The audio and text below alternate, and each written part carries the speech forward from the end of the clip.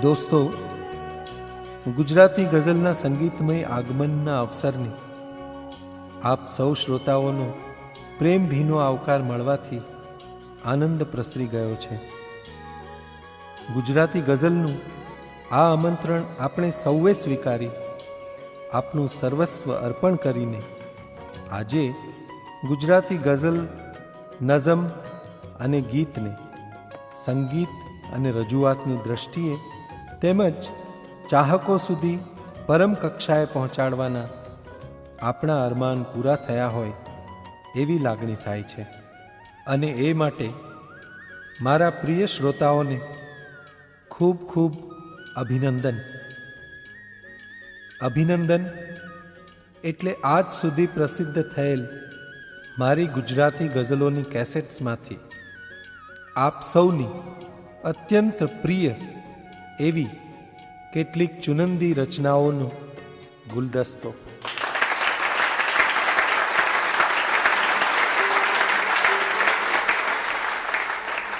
આજની મહેફિલની શરૂઆત જનાબ સૈફ પાલનપુરી સાહેબની નઝમથી કરું છું. મોજા જેમ ઉછળતી ને પવનની જેમ લહેરાતી યુવતીને ઝરૂખામાં જોઈ એની સુંદરતાનું વર્ણન અને વર્ષો પછી એ યુવતી વિનાના ઝરૂખાને જોઈ અનુભવાતી સ્થિતિનું વર્ણન શાયરે આબેહૂબ કર્યું છે. આપની સમક્ષ રજૂ કરું છું ઝરૂખો.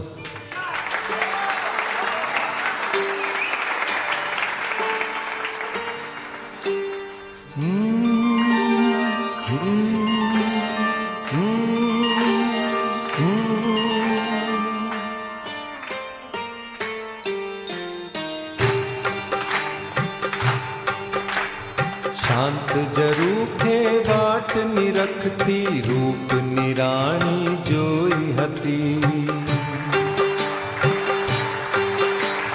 શાંત ઝરૂખે વાટ નિરખતી રૂપ નિરાણી જોઈ હતી.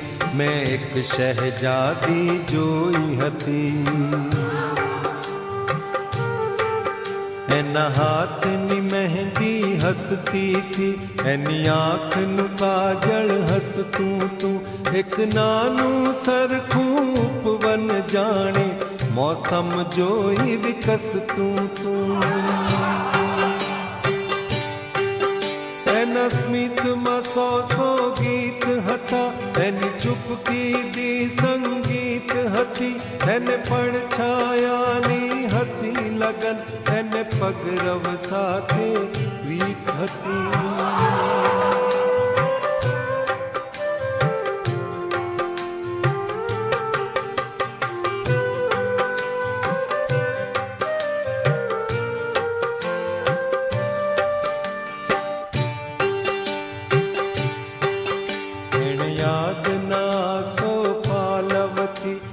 સ્વપ્ન મહેલ શણગાર્યો તો, જરા નજરને નીચી રાખીને એણે સમયને રોકી રાખ્યો તો.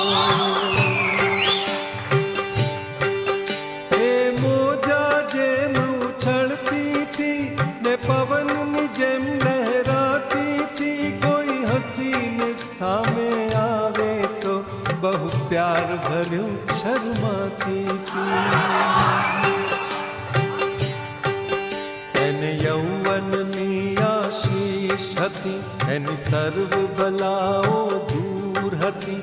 એના પ્રેમમાં ભાગીદાર થવા ખુદ કુદરત પણ આતુર હતી. વર્ષો બાદ ફરીથી આજે એ જ જરૂર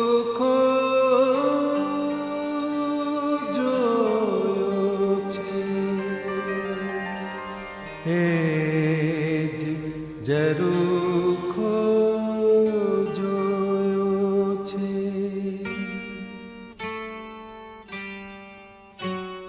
ત્યાં ગીત નથી, સંગીત નથી, ત્યાં પગરવ સાથે પ્રીત નથી, ત્યાં સ્વપ્નાઓના મહેલ નથી ને ઉર્મિયોના ખેલ નથી.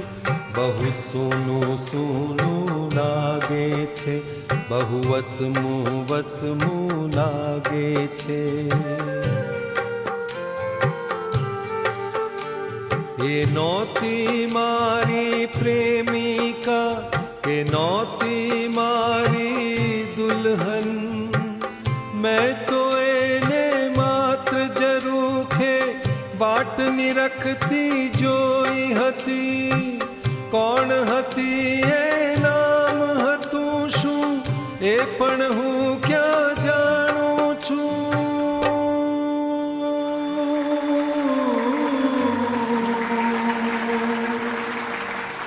તેમ છતાંય દિલને આજે વસમું વસમું લાગે છે, બહુ સૂનું સૂનું લાગે છે.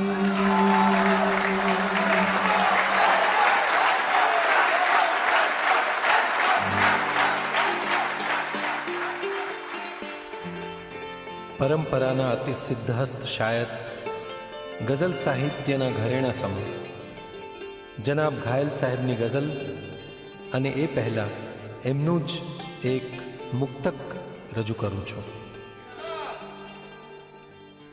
જીવનમાં જો દુઃખો હોય તો જીવન મદિરાધામ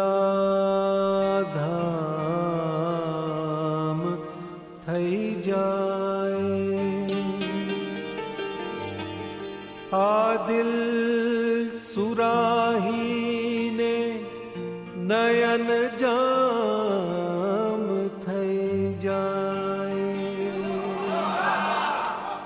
તુજ નયનમાં નિહાળું છું સગળી રાસ લીલા હું. જો કી રાધા થઈ જાય તો કાજળ શામ થઈ જાય.